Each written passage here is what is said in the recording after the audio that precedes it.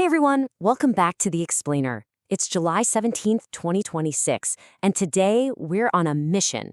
We're going to take you from being a passive listener, someone who just lets that wave of information wash over them, and totally transform you into an active academic detective. So grab your metaphorical magnifying glasses, because we are about to crack the code of the academic lecture.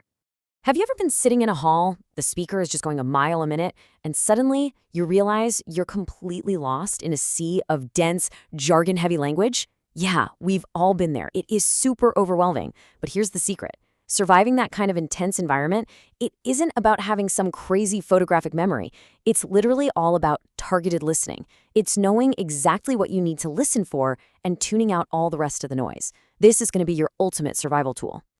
Okay, let's dive into this. Here's our roadmap for today. First, we'll tackle the lecture hall challenge. Then we'll hit the first mention rule, followed by spotting verbal signposts. After that, hearing spoken punctuation. And finally, note-taking like a pro. All right, kicking things off with Section 1, the lecture hall challenge, surviving the jargon-heavy environment. So I want you to start thinking of yourself as an investigator, right? In technical terms, those are your targets. Now, predicting the content before you even start listening is what preps your brain for this challenge. And here's a really fascinating stat for you. Academic texts and lectures usually contain about 80% general vocabulary. So the vast majority of the words you're hearing are just standard everyday language. It's that remaining 20%, the technical vocabulary, those subject-specific terms, where things get tricky. That 20% is exactly where you need to focus your detective work. You don't have to decode every single word. You just need to catch the heavy hitters. Moving right along to Section 2, the first mention rule. This is the absolute golden rule of academic listening. And this brings us to a massive cornerstone of academic survival. We call this Lesson 55. This rule dictates that you absolutely must listen carefully for explicit definitions because, lecturers usually define a key technical term the very first time they introduce it. They know it's a brand new concept for you. If you miss this initial anchor, you're pretty much going to be adrift for the rest of the talk. But if your ears are tuned to catch it the absolute first time it drops, boom, you instantly have the key to understanding the entire lecture. Let's get precise here for a second. What are we actually looking for when we're hunting for these targets?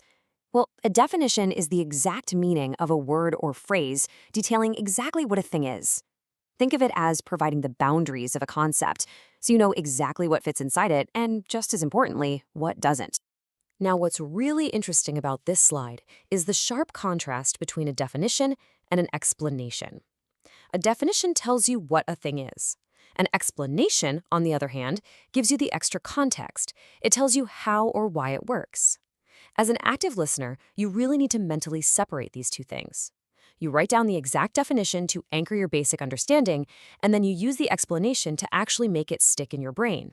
But capturing spoken definitions requires incredibly active listening. Honestly, a technical definition on its own can actually be pretty tough to decode. Sometimes it just sounds like even more jargon.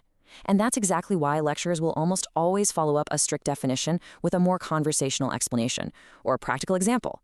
Identifying both of these parts, the what it is and the how it works, is absolutely crucial if you want full comprehension. Okay, on to Section 3, spotting verbal signposts. These are your clues to cracking the code. We know we need to find the definition and the explanation, but how do we actually know they're coming? You've got to look out for common verbal signposts. We're talking about phrases like is defined as, is another word for, what I mean by X is, refers to, is a type of, or even just means. When a speaker drops one of these phrases, warning bells should be going off in your head. Recognizing this functional language immediately alerts you that a Lesson 55 definition is happening right now. Literally, this is your cue to pick up your pen. Next up, Section 4, hearing spoken punctuation. This is all about how lecturers use their voice as a highlighter. Lecturers don't just rely on words to signal what's important. Beyond just their vocabulary, expert speakers use their actual voices as a highlighter to really focus your attention. Just like a writer uses commas, periods, or bold text on a page, a speaker relies on specific vocal techniques to mentally underline what they're saying. This ensures you do not miss that core definition. So, there are 3 major audio clues you need to be listening for here. First up is stress. That's when they emphasize key words by saying them just a little bit louder or longer. Second is falling intonation. That's when they drop the pitch of their voice to show the definitive end of a thought. And third is pausing, leaving a tiny beat of silence before and after really important ideas. A sudden change in the lecturer's voice, like significantly slowing down or hitting a particular word hard, is a massive hint that a core Lesson 55 definition is being dropped and you need to be taking notes. This quote brilliantly illustrates spoken punctuation in action.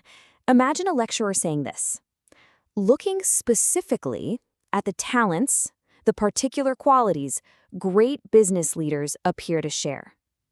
Did you hear those little pauses? Did you hear the stress on the words talents and particular qualities?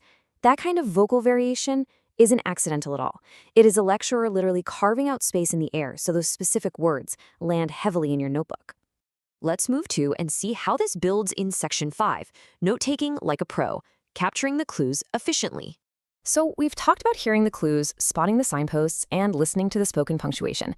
But how do we actually record all of this efficiently without falling way behind? Well, it's a simple 4-step active listening process specifically designed to capture that Lesson 55 definition.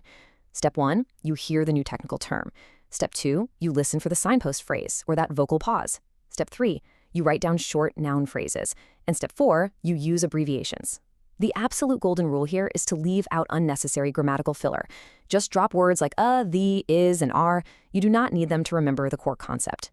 So the crucial point here is the difference between trying to write every single word down versus writing mostly just noun phrases, verbs, and abbreviations. Making your notes as short as humanly possible is a totally strategic move.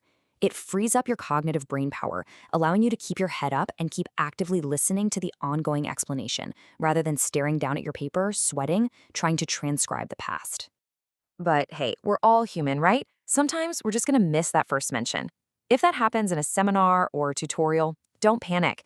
Asking for repetition or clarification is not a sign of failure.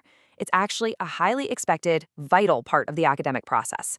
Simply raising your hand and saying, "Hey, can you explain what you mean by that?"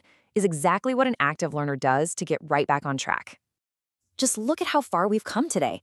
By spotting those linguistic signposts, tuning your ear into spoken punctuation, and capturing only the essential noun phrases, you completely transform a terrifying wall of fast-paced words into a highly manageable, decipherable code. You are no longer just a passive listener. You are a highly effective academic detective. I'm going to leave you with this provocative thought.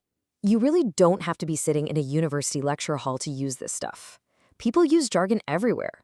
So, what is the very first technical term you are going to actively listen for, spot the signpost for, and completely decode in your very next conversation or professional meeting?